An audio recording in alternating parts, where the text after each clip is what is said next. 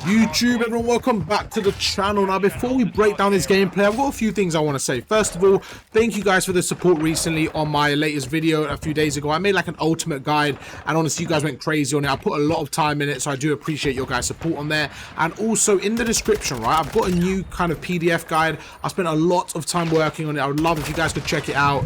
Honestly, I think it's my favorite piece of content I've ever made. I spent a lot of time working on it. It is in the description, and yeah, if you guys like it, let me know down in the comments. And another thing I kind of wanted to mention, right, was we're at that stage now where the game's basically dead, okay?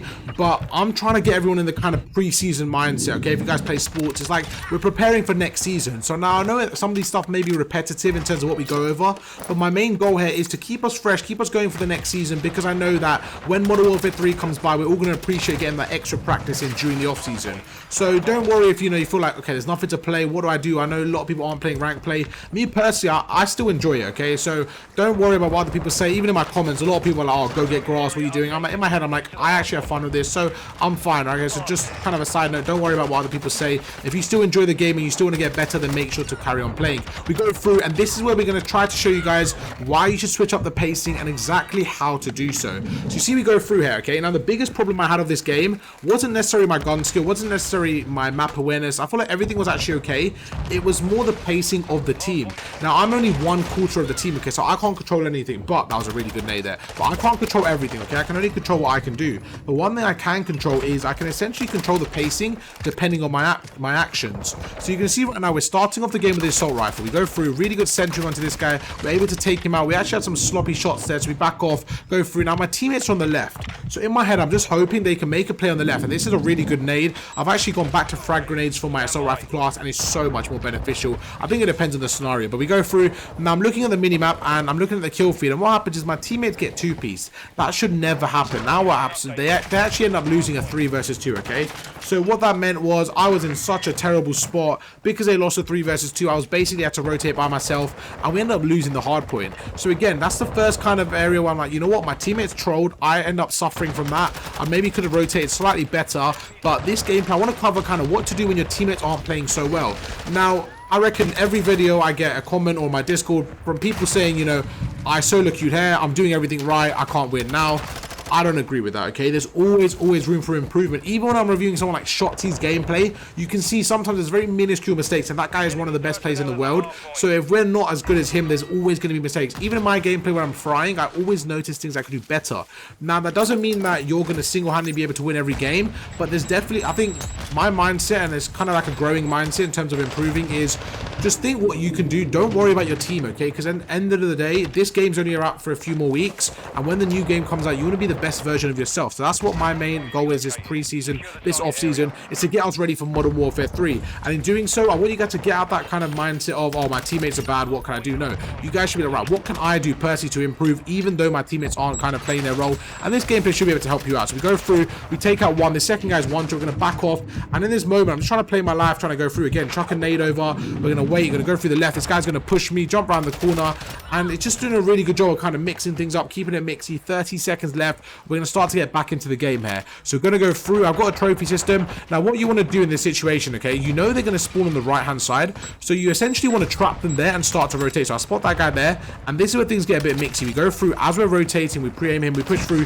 this guy's here. I try to shoot through the door, doesn't quite work out, so I'm going to back off, jump around the corner, and yeah, just a really good kind of use of my cameraing mechanics there. We're able to take him out. Now I've got the trophy system, so now I'm going to use it to help us push through and try to break this area. My teammates on the right, this is perfect. Going to go through, my teammate dies, there's somebody on the left, and they actually get two-piece. So yeah, I thought I was in a good spot, and they actually end up getting two-piece. So we're going to back off, try to play our life here, and I don't really want to push alone, especially with an assault rifle. I feel like with a submachine gun I can be slightly more aggressive. We go through, we get one, and I didn't see him in the left corner. Now if I saw him, I probably would have been able to kill him, but that's okay, my teammates get the trades. Basically an even game, but don't you guys worry, because as the game starts to get away from us, we are going to switch up the pacing, and I'll let you know when and why I do so.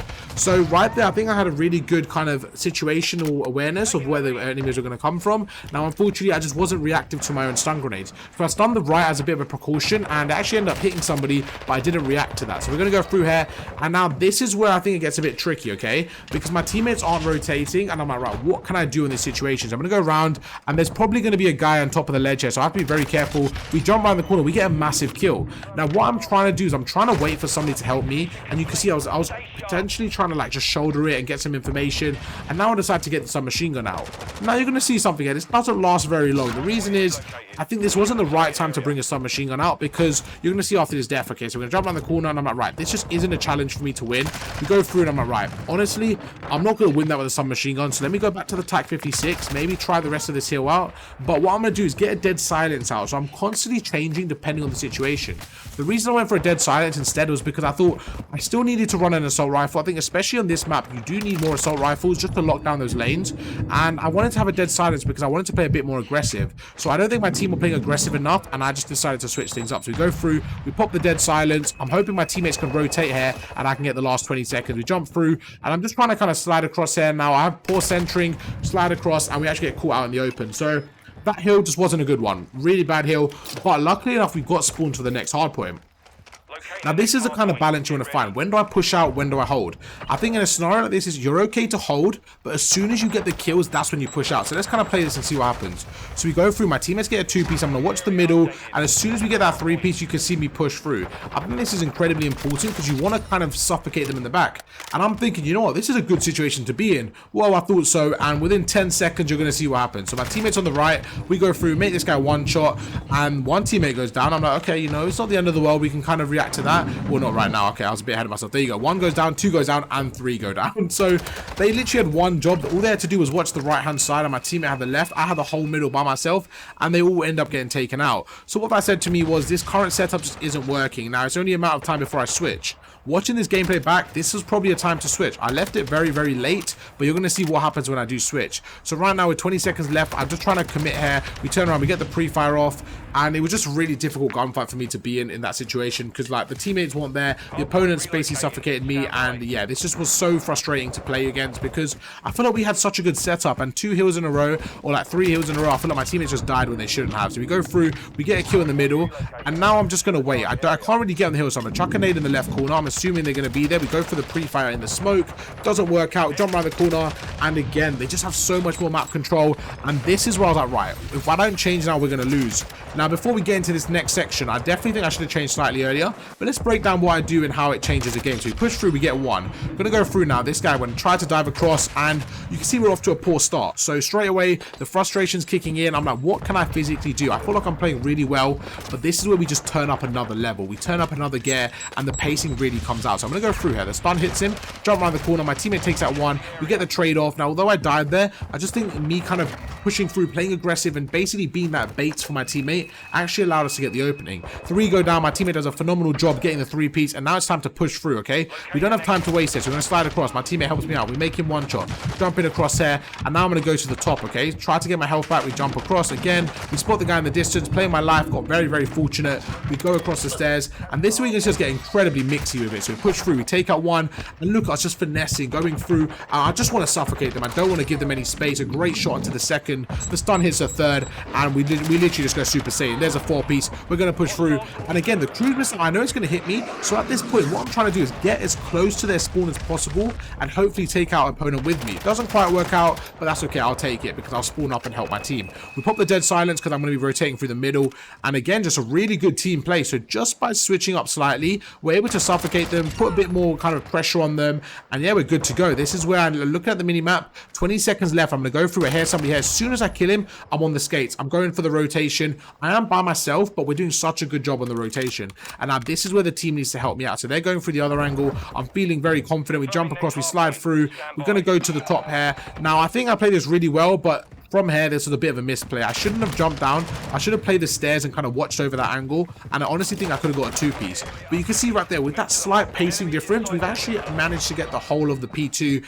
And it's like magic, right? My teammates suddenly started to play better as well. And I thought, I'm not saying I'm responsible, because obviously they're turning up, but I just think that pacing difference is really helping them. Now, in this moment, I should have just committed to one side. I kind of struggled because I was watching both. And you can see it's not very fluent. It's very slow. And as I turn around, they're already in front of me. I knew they were going to come from this side, bad, but I thought somebody might flank through middle. So right there, that was just me kind of getting in over my head. But the game's not over. We need 15, 16 seconds here. And with 25 seconds left, I know that they can win, but they have to be perfect. And by the way, some really good shots there. Again, in my ultimate guide, you do see the recoil control, which is the pattern we use there. Gonna go through. We get a two-piece, and this is where the game awareness comes in. Watch this play. We chuck a stun. We reload. We know he's on my left. We go through with a drop shot. And it's just stuff like that I think really separates me sometimes in terms of like my consistency. When I'm playing like that, I honestly think I can belong in iridescent lobbies. But when I'm not doing that, that's when I start to struggle a bit, and I go up against diamonds and crimsons, and I start to kind of, you know, struggle. But I think if I can get back to that consistency, my very best, I will be good to go. We're going through the right hand side. I spot one in the distance. Going to use the marking kind of tool,